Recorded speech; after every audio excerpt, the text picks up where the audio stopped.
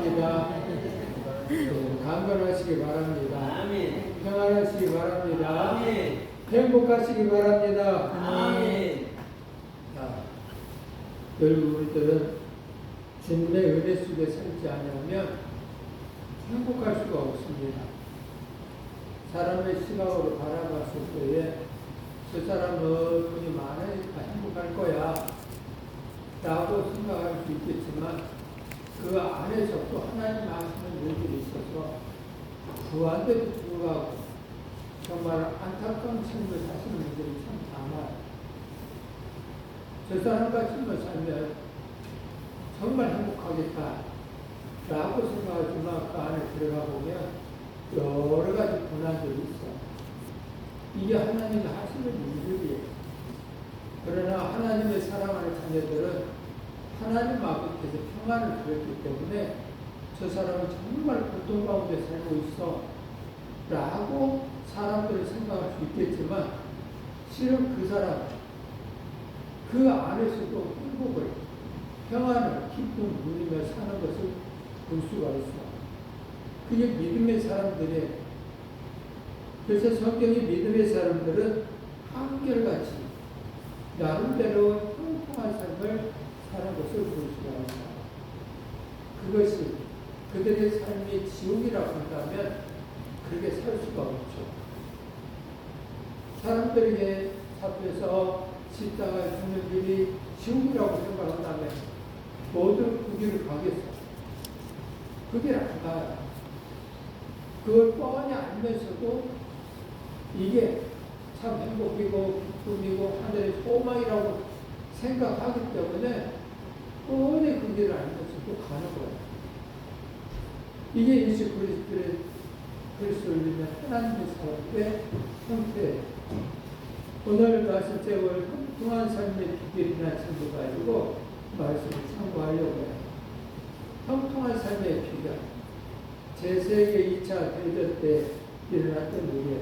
1945년 4월 12일 날 미국 국민들은 자신들의 귀를 의심하게 만드는 뉴스를 듣고는 큰 충격에 빠지게 들고 말았어요. 그것은 제32대 대통령인 프랭클린 루즈벨트가 뇌졸중으로 갑자기 사망했다는 소식이에요. 미국 역사상 최초로 사회 연속 대통령이 된 전설적인 정책으로 유대 정책으로 경제 공황 때 극복한 대통령 지도자가 어떤 지도자를 뽑느냐에 따라서 나라가 살기도 하고 죽기도 한단 말이에요. 그런데 미국의 경제 대공황 때 바로 이 루즈벨트 대통령은 나라를 살리는 사람이었어요. 지금도 그러죠. 어느 나라는 대통령을 잘못 뽑아서 나라가 망치고 어떤 나라는 대통령을 잘 뽑아서 나라가 살아나는 일이 있거든요. 미국에 이런 유명한 대통령이 갑자기 뇌졸중으로 사망했다는 소식을 들었어요. 그보다도 누구보다도 더 큰 충격의 두려움에 사로잡힌 사람이 있었는데 그는 바로 루즈벨트의 뒤를 이어 제33대 대통령으로 취임해야 했던 당시 부통령 해리 루트먼.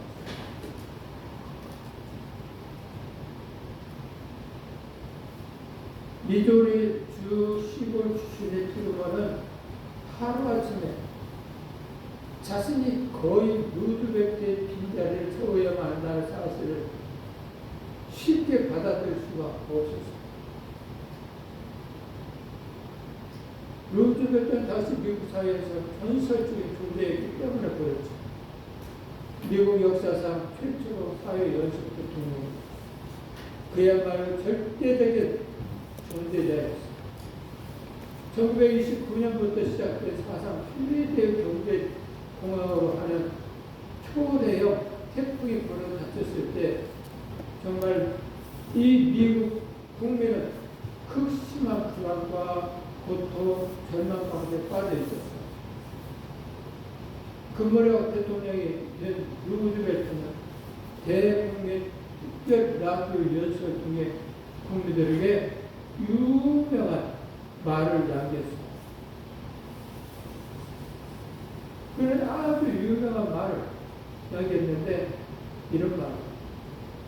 미국 국민 여러분, 우리가 진정으로 두려워할 것은 경제 대공황이 아니라 두려움 그 자체일 뿐입니다.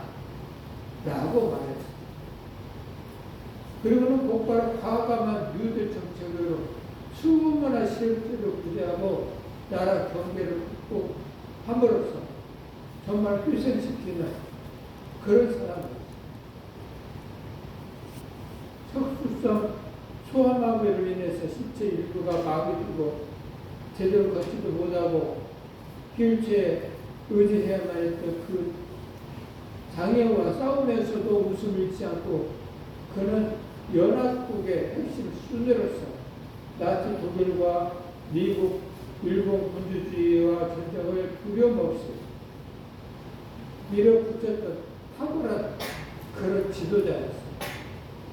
그래서 다른 인물이 배고파에 앉는다는 사실을 상상도 못할 정도로 이 루즈벨트는 온 국민의 사랑과 존경을 한 몸에 받던 그런 인물이에요. 그런 루즈벨트에 이어서 아직 채 끝나지도 않은 세계대전의 와중에 나라를 이끌어야 했던 후계자 트루먼의 심적 부담이 얼마나 컸겠냐. 엄청나게 컸을 거야. 이 트루먼. 당시 기자들은 이렇게 말했다고 해요. 하늘의 달과 별들과 모든 행성들이 내 머리 위에 떨어지는 것 같습니다. 여러분 만약 일생에 단 한 번이라도 기도한다면 지금 나를 위해서 기도해 주십시오.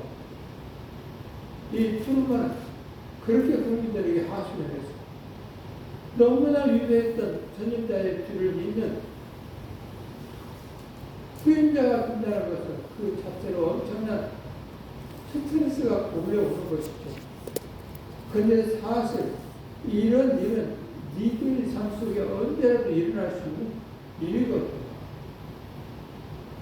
그러면은 하나님만 의지한 사람. 그래서 백성들에게 만약에 일생 동안에 한 번이라도 기도한다면 지금 나를 위해서 기도해달라고 말합니다. 하나님을 믿는 하나님의 사람으로서 간절하게 기도한 거죠. 오늘 여호와의 종 모세가 죽은 후에 일어난 이 트루먼과 같은 아마 그런 심정이지 아니었을까 생각합니다. 그는 바로 전부 그만 지키다 모세의 뒤를 이어 후계자 같은 여호수아예요.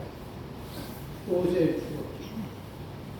오늘 보면 여호수아 1장 1절에 모세의 종 모세가 죽은 후에 라고 말을 시작해요. 모세가 누굽니까?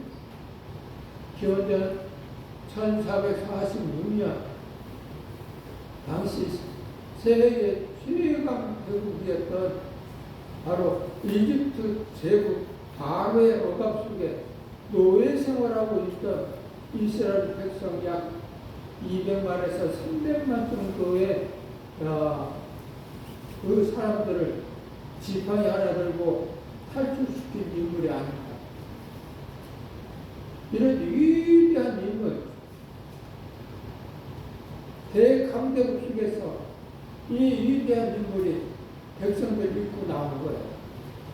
이때 역사상 가장 무서운 정복자였던 람세스 2세의 통치하에서 말이죠.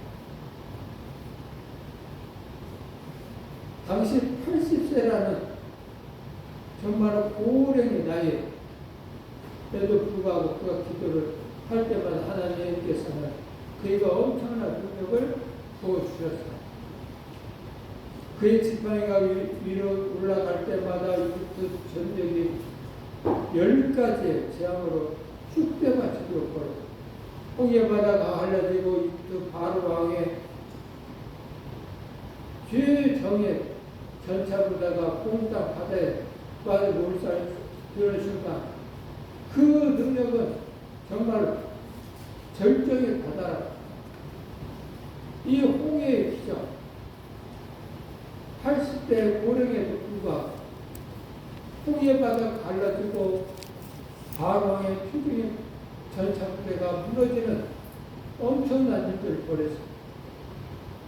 그 40년 동안 그 모세는 험난한 광야를 방황하면서 200만이 넘는 이스라엘 백성들을 오직 모세의 리더십 하나에 의지를 했어요.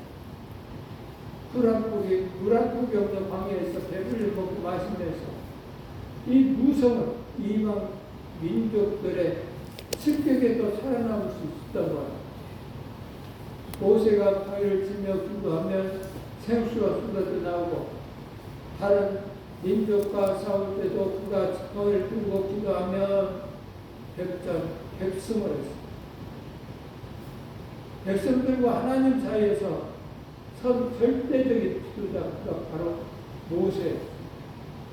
모세보다 40배 아래인 여호수아는 하나님께서 모세를 통해 행하신 위대한 일을 하나도 빠짐없이 현장에서 생생하게 목격한 사람. 그런데 방황이 40년이 지난 그 방황이 끝나고 마침내 약속의 땅 가나안 땅에 들어가 바로 직전에 전설적인 지도자 모세가 죽어버린 거예요. 그리고 그 후계자 여호수아가 그 막중한 책임을 감당하게 된 거예요. 들은 것처럼 정말 겁이 덜컥 먼 거죠. 모세처럼 많은 능력을 행하면서 자기도 조금이라도 모세의 능력을 받아가지고 일을 해 나갔다고 한다면 또 다를 거예요. 근데 늘 모세만 따라다녔다가 아무 능력도 없다가 모세가 갑자기 또 바로 여호수아에게 그 리더십을 맡겼으니 얼마나 놀랐겠어요. 아마 어떤 사람들의 모세 같은 경우는 하나님의 말씀에 정말 엄청난 일이기 때문에 도망가요. 아마 여호수아도 그런 환경이 엄청나게 많아요. 근데 하나님과 함께 하신다라는 것은 어떤 상황 속에서도 이길 수 있다는 믿음이 있었다. 모세와 함께 하신 하나님이라고 한다면, 그 하나님이 나와 함께 한다고 한다면 나도 모세 선생님처럼 할 수가 있어 라는 믿음이 있었기 때문에 그 일을 하지 않았을까 생각해요. 내 종 모세가 죽었으니 너는 이제 그 모든 백성과 더불어 일어나 이 요단강을 건너 내가 그들 곧 이스라엘 자손에게 주는 땅으로 가라 라고 말씀합니다. 이제까지 하나님과 함께 하셨던 모세, 그 하나님의 모세에게 말씀하신 거예요. 그 하나님과 함께 하신 모세, 그 하나님을 믿었던 여호수아는 그래 나도 할 수 있어 라는 믿음이 생깁니다. 오늘 저와도 여러분들 똑같이 그런 마음이 있어요. 하나님과 함께 하셨던 모세, 오늘 나에게도 하나님과 함께 하신다면 못할 것이 없어 라고 하는 믿음이 여호수아처럼 있었을 때에 오늘 우리들은 삶이 바뀌는 것, 능력 있는 삶으로 바뀌어지는 것. 하나님 아버지는 오늘 우리들에게 요구하는 것이 뭐냐라고 할 때에 믿음이거든. 네가 나를 믿느냐 이것을 늘 말씀하시거든. 여호수아는 바로 그 믿음을 가지고 하나님과 함께 했기 때문에 하나님 함께 하셨던 거예요. 모세와 함께 했던 그 하나님이 나와 함께 한다고 한다면, 그 믿음만 있다고 한다면 나는 달라지는 거예요. 이 사람들은 그 모세와 함께 했던 하나님의 그 믿음을 간직하지 아니하고 살기 때문에 문제가 되고, 여호수아는 하나님과 함께 했던 그 모세, 그 믿음을 가진 거예요. 그래서 역사가 바뀌어진 거예요. 그리고 맡은 직분을 잘 감당할 수 있었어. 오늘 저와 여러분 똑같이 그 여호수아의 믿음을 받기를 원하는, 우리가 너무나도 잘 알고 있는 히브리서 11장 1장 뭐라? 믿음은 말하는 것들의 실상이요 보지 못하는 것들의 증거다 라고 하잖아요. 그리고 사절에 또 뭐라고? 하나님께 나아가는 자는 반드시 그가 계신 것과 그가 상 주시는 이심을 믿어야 할지니라 라고 말씀하시잖아요. 오늘 저와 여러분들 반드시 하나님이 계신 것을 믿고 하나님께 나아가는 자는 하나님이 상 주실 줄 아는 믿음을 가지고 삶을 살아야 됩니다. 우리의 인생은 남은 인생이에요. 오늘 우리 금방 가요. 이 금방 가는 나그네 인생이 영원히 살 것처럼 생각하면 이게 지혜롭지 못한 거예요. 어떤 사람은 금방 갈 것을 생각하면서 늘 준비하는 삶을 살아요. 그런 면에서 저는 우리 아버지를 늘 생각해봐. 아버지는 늘 아팠어. 몸이 약했어. 늘 아팠는데 아마 제 생각에 지금 이 생각 그렇습니다. 아버지 입술에서는 늘 뭐가 나와? 찬송이 나왔어. 아픈 가운데서 나 같은 죄인 삶에서 그 은혜에 올라와 하면서 찬송을 불러. 어떻게 저렇게 찬송이 나올까? 그냥 그때는 찬송 좋아하셔서 그렇겠지 라고 저는 그렇게 생각을 했어요. 근데 그게 아닌 것 같다라는 생각이 요 근래 들더라고요. 왜?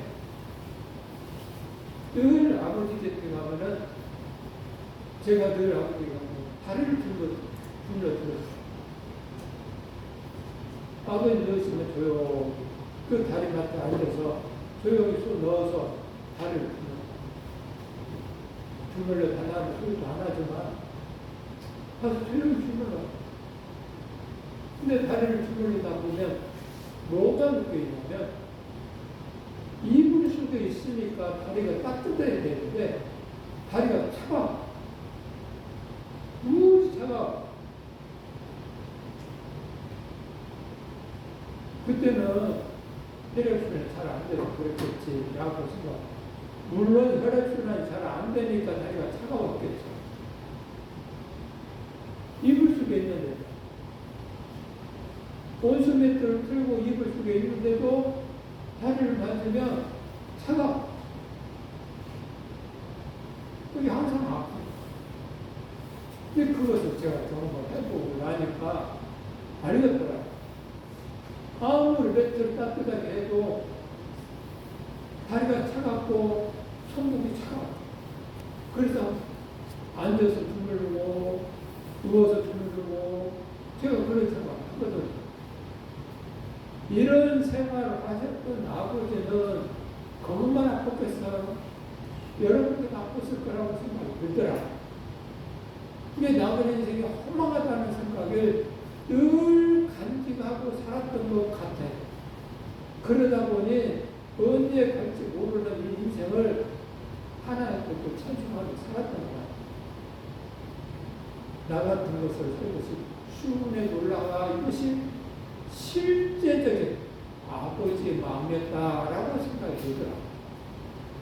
그래서 참 불렀던 것 같아요. 오늘 저와 여러분들의 인생도 그래야 된다고 생각해. 언제 갈지 모르는 인생이라는 사실에 지금 인생에 내 생각이 인식을 가지고 있어야 준비를 할 거 아니에요. 근데 그런 생각이 없으면 준비를 안 한다는 거예요. 할 것 같지만 절대로 안 한다는 거예요. 지혜로운 사람들은 준비를 해야 돼요. 하나님의 부르신 날이 언제일지는 모르지만 늘 삶 속에서 준비를 해야 돼요. 준비가 되지더라고 생각하고 그렇게 생각하고 준비를 해주더라고. 하나님과 더 가까이 하고 싶은 마음이 생겨서 가요. 그래서 찬송을 불러. 말씀을 들어. 어쩌니 모든 것이 없어도 실감이 돼. 나그네 인생이 정말 실감이 돼. 야, 이 몸으로 무엇을 할 수 있나?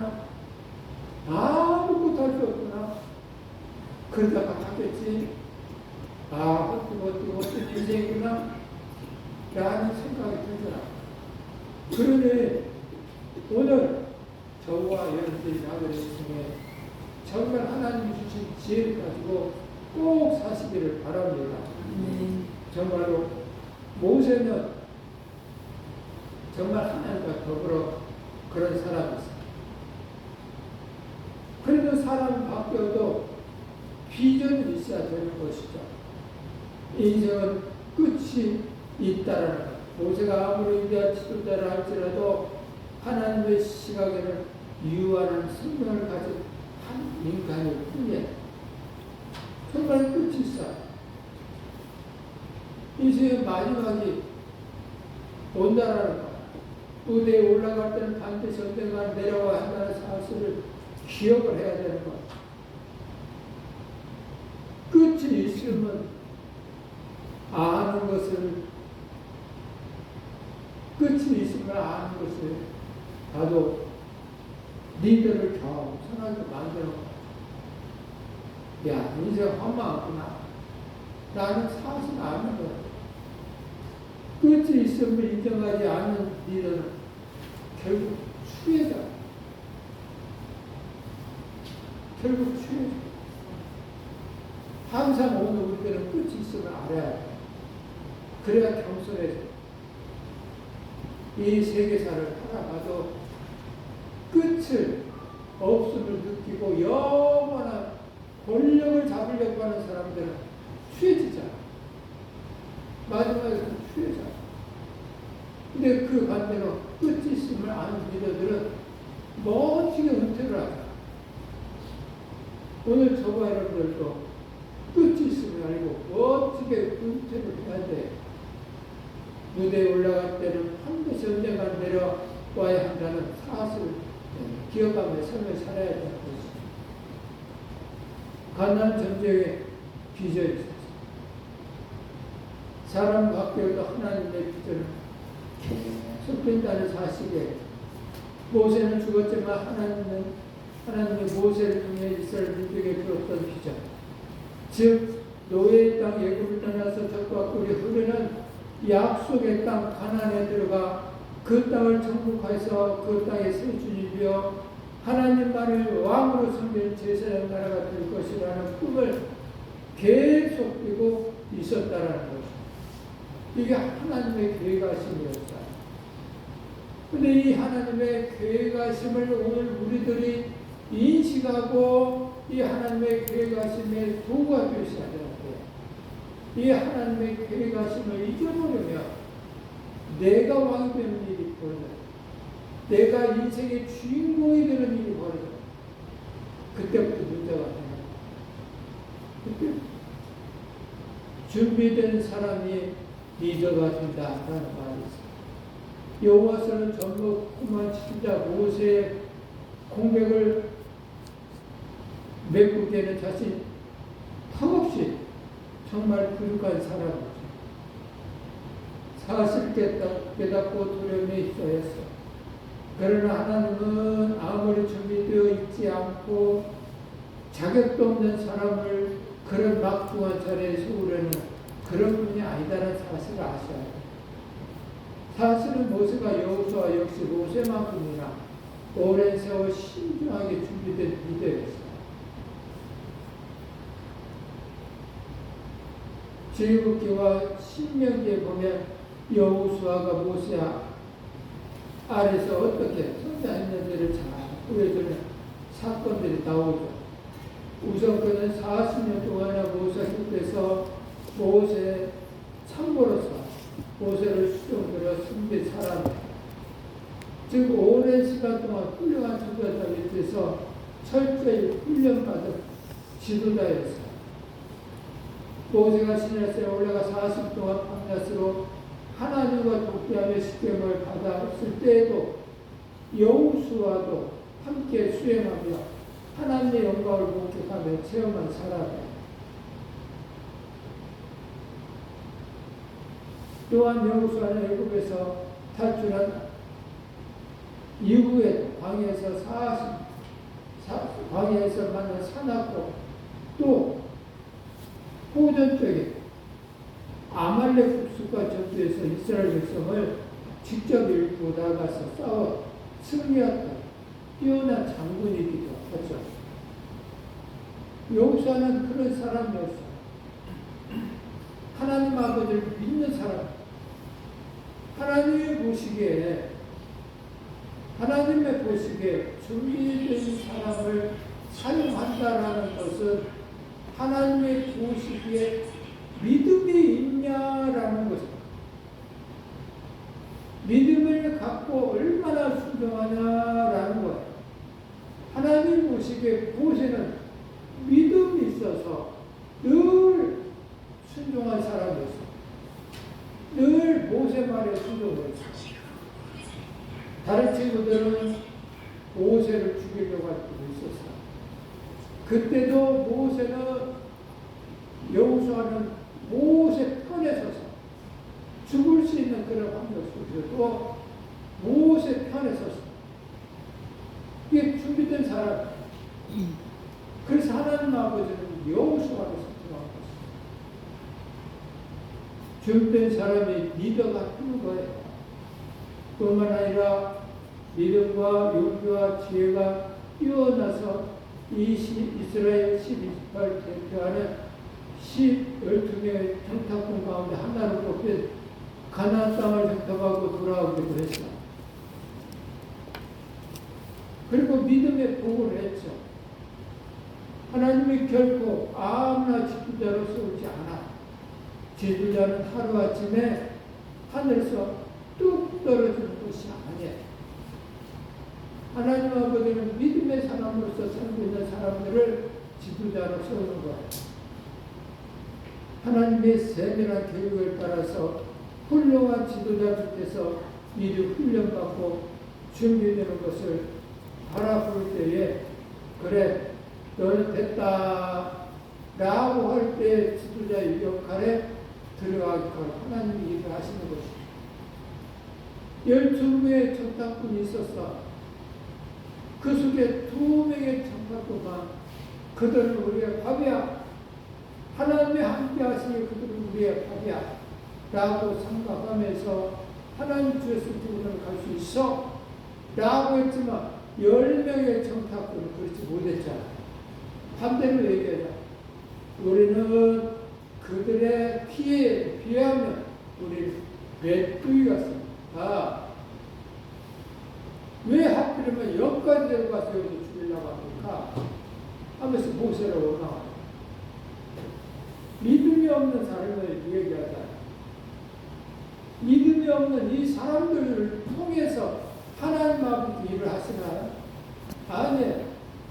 믿음이 있는 여호수아 갈렙을 통해서 일을 하시는 것을 볼 수가 있어요. 그래서 준비된 사람이 리더자가 되는 거예요. 교회를 변화하려면 믿음의 삶을 사람을 통해서 리더자를 만드는 거예요.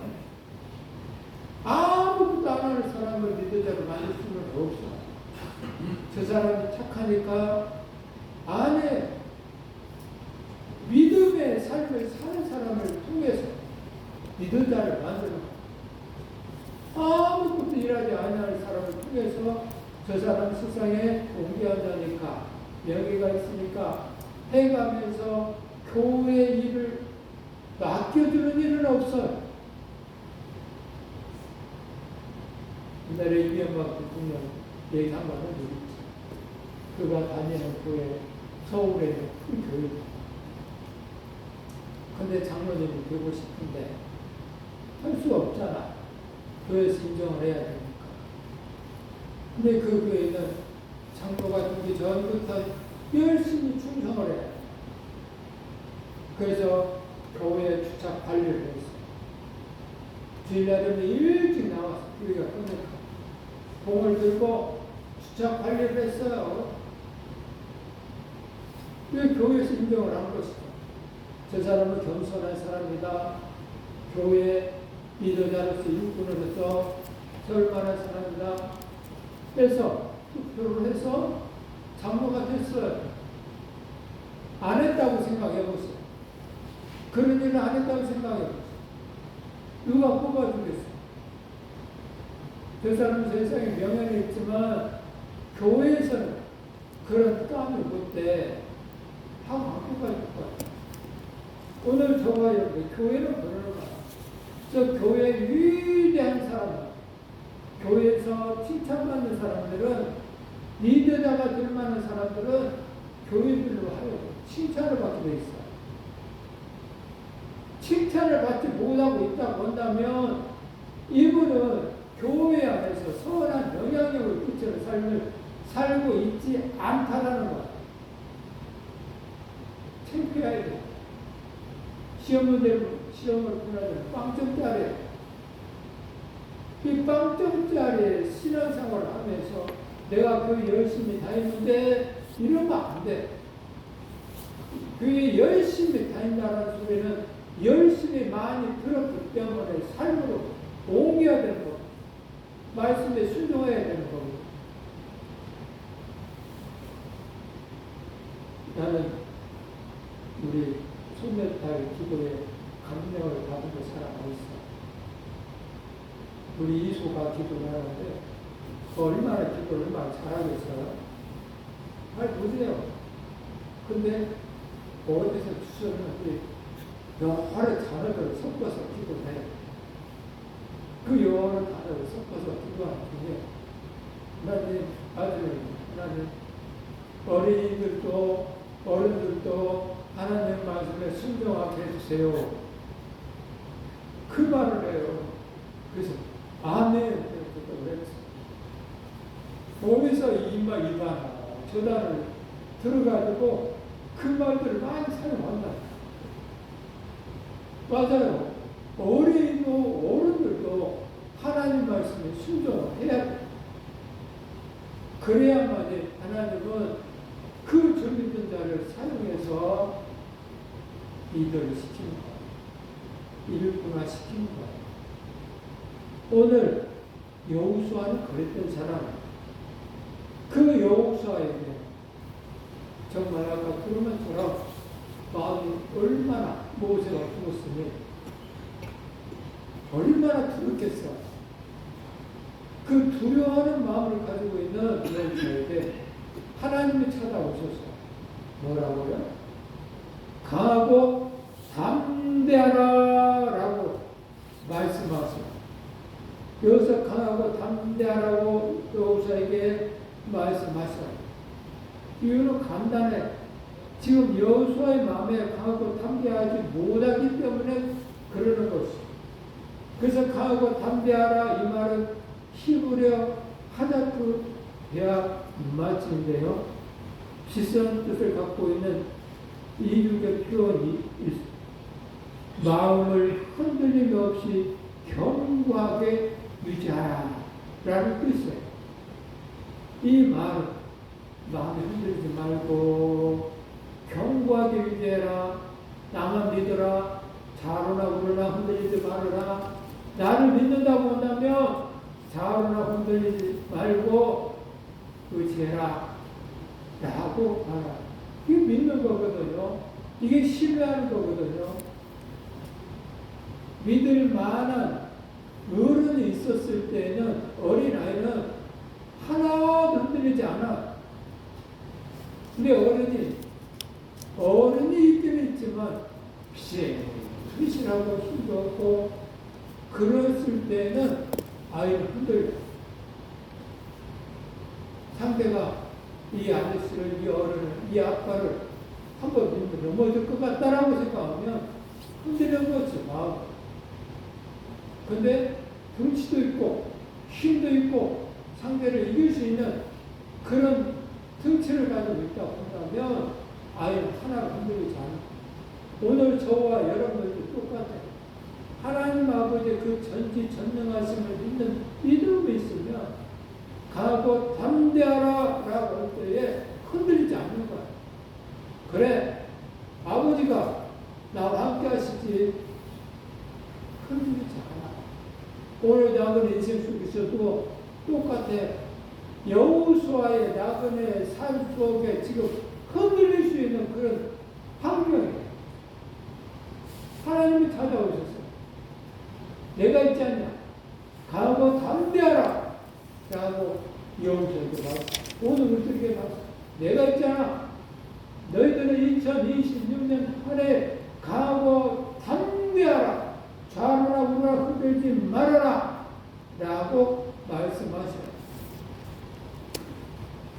그 하나님을 오늘 우리들이 믿으면 하나님과 함께 하시고 하나님은 우리의 대장이시기 때문에 모든 일들이 다 하나하나 해결된다라는 것. 그래서 6, 7절, 9절 말씀을 3번씩이나 반복해서 가고 담대하라 라고 말씀하고 계십니다. 그만큼 당시 여호수아는 극심한 스트레스와 두려움에 치둘려 있었다는 뜻을 이야기하고 있는 겁니다. 가고 담대하라. 여호수아야, 흔들리지 마라. 여호수아야, 내가 너와 함께 있지 않냐? 가고 담대하라. 조금 흔들릴 것 같으면 여호수아야, 걱정하지 마라 라고 말씀하신다. 이 이야기가 여호수아에게만 있다는 것이 아니고 오늘 우리들에게 있다. 오늘 우리들의 삶 속의 환경이 여러분들의 마음을 흔들고 있지는 않습니까? 여러분들의 마음에 여러분들의 육신에 지금 흔들리고 있지는 않습니까? 이러다가 또 여러분들의 또 직장생활에 흔들리고 있지는 않습니까? 여러분들의 노후에 흔들리고 있지는 않습니까? 하나님 말씀하십니다. 담대하라. 가고 담대하라. 내가 너와 함께하고 있지 않아. 나는 세상을 창조하는 하나님이다. 두려워하지 말아라. 나는 너를 창조한 하나님이라. 두려워하지 마라. 라고 말씀하고 있습니다. 그 하나님을 믿으면 지금 현재의 어려운 부분들이 하나는 해결돼요. 아파요? 그게 뭔데? 내 하나님 아버지께서 함께 하시면 그건 아무것도 아니에요. 그 아픔이라는 것이 정말 아프죠. 그렇지만 그것 때문에 두려워하지 않아. 이 아픔 뒤에 하나님 아버지의 계획하심이 있을 거예요. 그리고 이제까지 이 아픔 없었을 때를 생각나다. 하나님 아버지 끝까지 지켜주셨는데 내가 그 감사하지 못했구나 하면서 하나님 이 아픔 때문에 아버지 하나님이 주신 은혜를 알게 해 주셨으니 감사합니다 하고 그 아픔이 도리어 하나님을 찬양하는 아픔이에요. 그리고 이 아픔 뒤에 또 하나님의 일하심이 있을 것을 믿으니 하나님 감사합니다. 나의 연약함 때문에 강한 자를 물리치게 하시는 하나님 하면서 기도를 해요. 그래서 아픔이 도리어 승화되어져 가는 어렵습니다. 환경도 역시 똑같아요. 가난도 역시 똑같고 무엇이든지 하나님 안에서 이루어지 나가. 그러면 오늘 저와 여러분들은 극심한 스트레스 때문에 두려워하지 말고 강고 담대하라는 하나님 아버지의 말씀 안에서 승리하는 저와 여러분들 되기를 바랍니다. 종교개혁자 존 칼빈의 이야기입니다. 완벽하게 준비된 가장 용감한 사람으로 결정적인 순간이 오면 흔들리고 주저하는 경우가 많다. 종교개혁자의 얼마나 무서운 환경이다. 다시 말하자면 종교개혁을 한다는 소리는 그냥 나는 이렇게 살겠어. 이것은 아니니까 이렇게 살겠어. 이게 아니에요. 이 당시에. 이게 아니고 나는 이렇게 살겠어. 그러면 마녀 사냥이 되는 거야. 난 죽여. 저거 이상한 놈이야. 저건 사단이야. 하고 종교 지도자를 죽인다. 예수님처럼요. 말씀 안에 이렇게 이야기하는데도 저들 마음에 맞지 않으면 죽이려고. 안식일에 사람을 살리는 것도 안식일에 사람을 살렸다고 죽이려고. 이 종교 계획자 칼빈은 바로 그런 일이 있었어. 흔들렸다는 거야. 그래서 자기에서 이렇게 이야기하는 거겠죠. 완벽하게 준비된 가장 용감한 사람도 결정적인 순간에 오면 흔들리고 주저하는 경우가 많아요. 그래도 오늘 흔들리면 안 돼. 여호수아처럼 흔들리면 안 돼. 굳건하게 붙들고 살아야 돼. 하나님은 늘 우리가 경영을 하셔. 내 평생에 너를 위해 대적할 자가 없으리니 내가 모세와 함께 있었던 것 같이 너와 함께 있을 것이라. 이만이라 내가 너를 떠나지 아니하고 버리지 아니하리라. 하나님 아버지는 모세와 함께 했던 것처럼 여호수아에게도 함께 있을 것이라고 여호수아에게 이야기를 해줍니다. 그러면서 뭐라고 그래요? 내가 너를 떠나지도 아니할 것이다. 버리지도 아니할 것이다. 라고 합니다. 마음이 흔들리니까. 두려우니까. 그래서 오늘 우리들도 마음이 흔들리고 두려울 때마다 하나님 아버지는 우리 마음에 오셔서 위로를 해주시는 거예요. 가고 담대하라. 내가 너를 떠나지 아니하리라. 내가 너와 함께하리라. 이런 이야기는 누구에게 해당되냐 하냐면 믿음의 사람들에게 해당된다니까요. 이런 말씀을 들을 때에 믿음의 사람들만 아멘하고 마음속에서 이루어져 가요. 그러나 믿음의 사람이 아닌 사람들은 저게 뭐야 하고 한 귀를 듣고 한 귀를 흘러버려요. 내가 너와 함께하리라 라고 하면 믿음의 사람들은 아멘 그렇게 주는 거예요. 그러면 나는 믿음의 사람입니까? 아니면 습관적으로 나온 존재입니까? 생각해봐요. 아멘이 있기를 주님으로 축복합니다. 아멘. 아, 믿음의 사람들이군요. 저희가 홍해의 기적, 홍해 40년 모두 하나님께서 함께해서 가능해서 홍해의 기적 모두 분들이 믿지 않나요? 홍해의 기적? 광야 40년 동안 하나님이 함께 하셨던 뒤돌아보면 믿지 않았나요? 있었어. 정말 오늘 저와 여러분들은 이 홍해의 기적 같은 일들이 날마다 일어나고 있어요. 제가 오늘 늦잠을 잤어요. 자, 생전 처음 있는 일인데, 내가 요 근래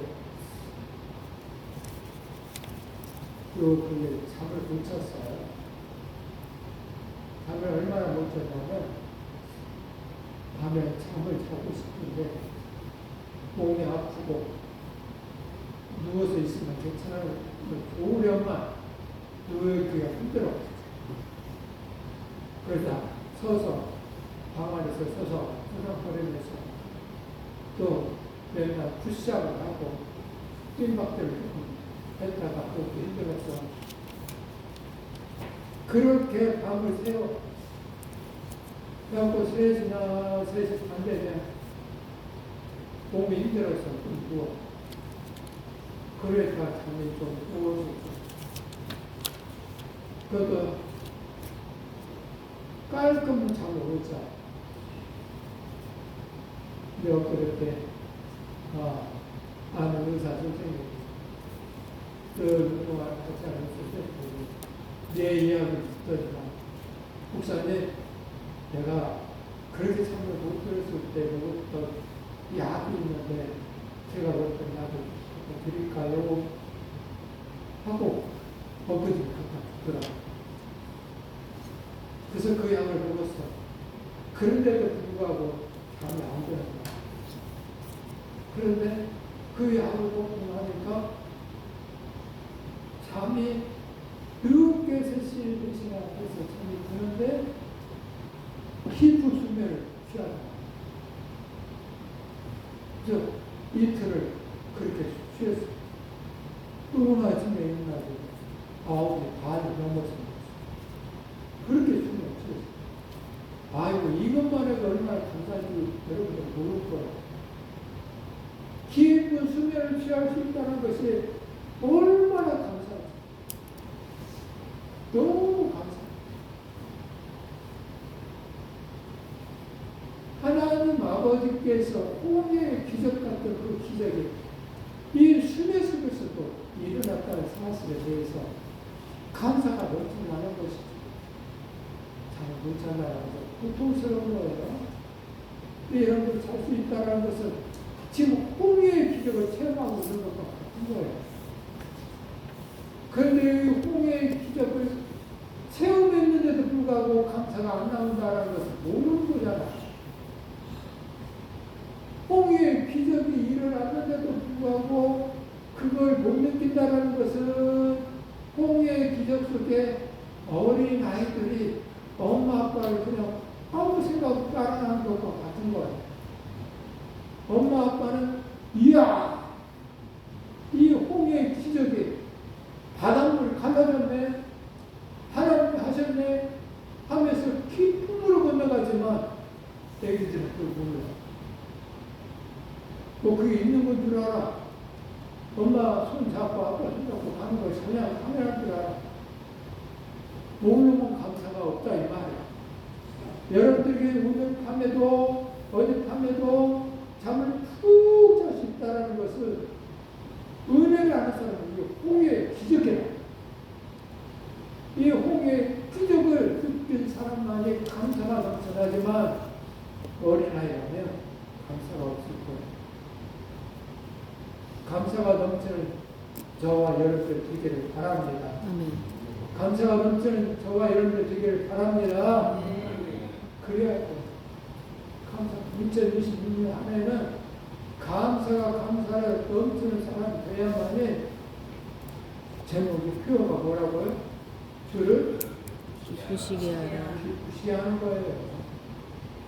감사가 넘쳤으면 주를 기쁘시게 하는 거예요.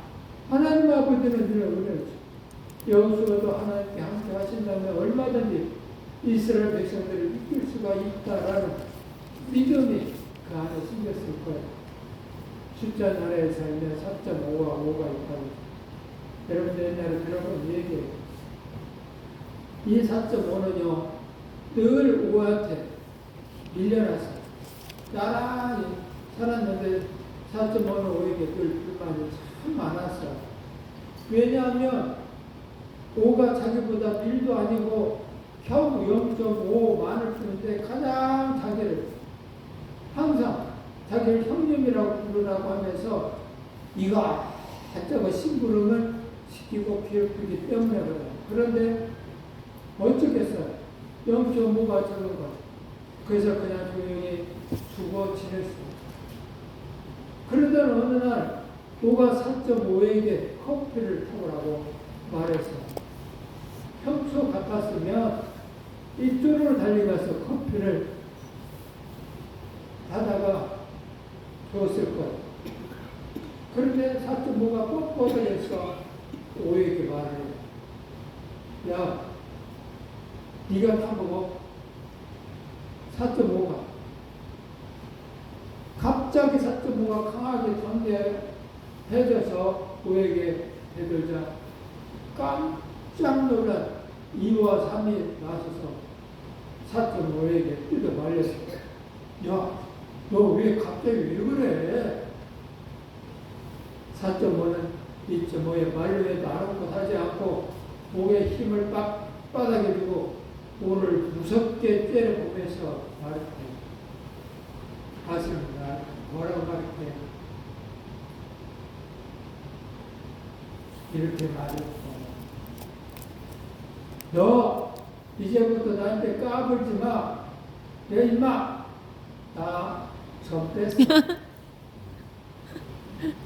점을 빼니까 45가 된 거야. 누구나 점이 있습니다. 약점이, 단점이 있다라는 거예요. 바로 그것 때문에 주눅이 들어서 기가 죽어서 해야 할 일을 하지 못할 때가 많다라. 그러나 하나님께서 함께 하시면 그 약점과 단점을 오히려 강점이 되고요, 장점이 될 수가 있다는 것. 사람들 앞에서 두려워하지 않고 당당히 지시기 바랍니다. 하나님은 약한 자를 통해서 강한 자를 부끄럽게 하시는 그런 분이시거든요. 세상에 천한 것과 멸시받는 것과 없는 것을 택하사 있는 것들을 폐하시는 분이 하나님이시거든요. 하나님 지금 두려워 떨고 있는 제 지도자 여호수아에게 내가 모세와 함께 했던 것과 같이 너와 함께 하면 너도 모세 이상의 위대한 일들을 등에 감당할 수 있다라고 말씀하고 계시다. 오늘 저와 여러분, 그래, 세상에 위대한 자들은 많아. 하나님 함께 하셨던 그 자들은 참 많아. 그러나 그들에게만 함께하는 것이 아니라 오늘 저와 여러분들께도 함께 하시면 그들 못지않게 멋지고 아름다운 인생을 살 수 있다라는 거예요. 아멘. 꼭 그렇게 되기를 바랍니다. 아멘. 나무 절기 때 일어난 일이죠. 남궁과 북궁의 양쪽에 운명이 걸린 대전투를 앞둔 깊은 범위 속에 빠진 리컨 대통령이 있었어. 그 모습을 옆에서 지켜보던 참모들의 리컨 대통령에게 위로한다고 각각 염려하지 마십시오. 하나님 우리 편에 계십니다. 라고 말을. 그때에 링컨 대통령은 그렇게 말을. 그것은 적군도 그렇게 생각할 거예요. 하면서 중요한 것은 과연 우리가 하나님 편에 서 있느냐 하는 것입니다. 적군도 하나님을 믿고 자기 편에 승리하게 해달라고 기도할 겁니다. 우리도 하나님을 믿기 때문에 우리 편에 서달라고 기도할 겁니다. 그러나 잘 생각해 보십시오. 중요한 것은 과연 우리가 하나님 편에 서 있냐는 것이 중요한 것이잖아요. 하나님 편에 서 있었을 때에 우리의 기도가 응답받는 거 아닙니까? 이야기를 하는 거예요. 오늘 저와 이도 똑같아요. 내가 하나님 편에 서 있었을 때에 우리의 기도가 응답이 있는 거예요. 하나님 편에 서 있지 않으면서 하나님 편에 기도하면 응답이 없는 거예요. 여러분들이 그렇게 말했어요. 기도의 내용 속에 여러 가지 기도를 하셔요. 근데 마무리가 중요한데 마무리는 정말로 안타까운 마무리를 건강하게 해주세요. 우리 자식 잘 되게 해주세요. 회사에 잘 나가게 해주세요. 사업이 잘 되게 해주세요. 등등등 이야기를 이렇게 마무리가 뭔 마무리가 나만 살 수 있게 해주세요. 내가 하나님 아버지를 위하여 어떻게 살 것인가를 얘기하지 않아. 이게 하나님 편에서 기도하는 기도가 아니라는 거예요. 하나님 편에서 있는 기도는 하나님 저에게 지금 몸이 약한데 건강 주시면 하나님 아버지를 위해서 일하겠습니다. 저 일도 하겠습니다. 이 봉사도 하겠습니다. 라고 기도의 마무리가 어떻게 돼요?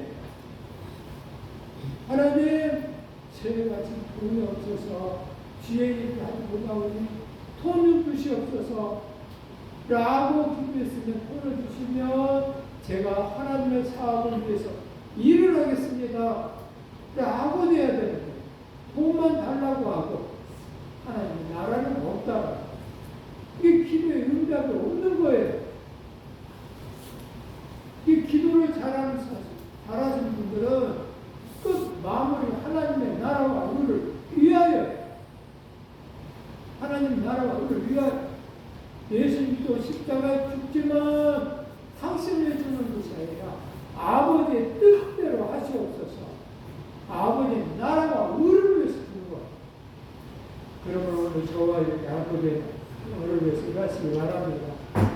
오직 강하고 그렇게 담대하여 나이도 모세가 내게 명령한 그 율법을 다 지켜 행하고 하루나 오르나 죽지 말라. 그리하면 어디로 가든지 형통하리라. 한수가 없어서 어디로 가든지 형통할 것이다. 나는 한수. 착하리라 성공이라는 뜻인데요. 하나님의 뜻을 성취하는 것을 말해요. 다시 말하자면 무슨 일을 하든지 간에 하나님의 뜻을 위해서 살아간다. 노예로 팔려간 요셉이 있었어요. 감옥에 던져지는 요셉이 있어요. 요셉의 삶에서 가장 고통스럽고 절망스러운 시기를 기록한 창세기 32장에 가장 많이 반복되어 있는 단어가 바로 형통이라는 단어예요. 이 형통에 여호와께서 요셉과 함께 하심으로 그가 형통한 자가 되었다라고 2절에 이야기하고 또 여호와께서 그의 범사에 형통한 하심을 보았더라라고 해서 형통한 자가 또 나오죠. 23절에도 여호와께서 그를 범사에 형통하게 하셨더라라고 해요. 무엇이 진정한 형통일까? 하나님 아버지가 함께 했을 때 형통하고 그러면 요셉은 늘 말했지만 요셉은 어떤 사람이냐? 형통한 사람이 아니었어. 형들에게 미움받아서 대국으로 총으로 판대나가는 신세였어. 그러나 그의 삶 속에서는 원망이 없었어. 이것 또한 하나님의 은혜라니. 저것 또 하나님의 은혜라니. 하나님의 나를 통해서 일하고 계시고 있는 믿음을 가지고 계속 유지를 했잖아요. 그 결과의 답변이 바로 마지막에 아버지가 죽고 난 후에 이야기를 형님들 걱정하지 마십시오. 왜 걱정합니까? 내가 이곳에 온 것은 하나님이 나를 사랑하사 내 민족을 사랑하사 나를 먼저 이곳에 보내주셔서 우리 민족을 살리기 위해서 보내주신 것입니다. 형들이 산 것이 아닙니다. 라고 얘기했다. 요셉의 삶은 하나님이 함께 하셨고 그는 불평 원망 없이 삶을 살았기 때문에 모든 삶에 형통하게 해주셨다라고 말씀. 무엇인가 형통입니다. 형통이란 내 뜻을 이루는 것이 아니라 하나님의 뜻을 이루는 거예요. 하나님의 뜻을 이루는 것이 형통해요. 또 형통이란 내 뜻을 이루는 것이 하나님의 뜻을 이루는 것인데, 요나도 역시 그랬잖아요. 자기 뜻의 형통은 어디에요? 요바에서 다스스로 가는 배를 타고 가려했지만 니느웨로 가라고 하셔 하나님의 뜻이 있었잖아요. 니느웨로 가는 것이 형통해요. 다스스로 가는 것이 형통이 아니에요. 형통의 길은 하나. 오늘 저와 여러분들에게도 하나님 아버지가 원하는 형통한 삶을 살기를 원한다면 오셔차 아주 아름다운 삶을 사는 하나님의 지도자들 되시기를 주님의 이름으로 축복합니다.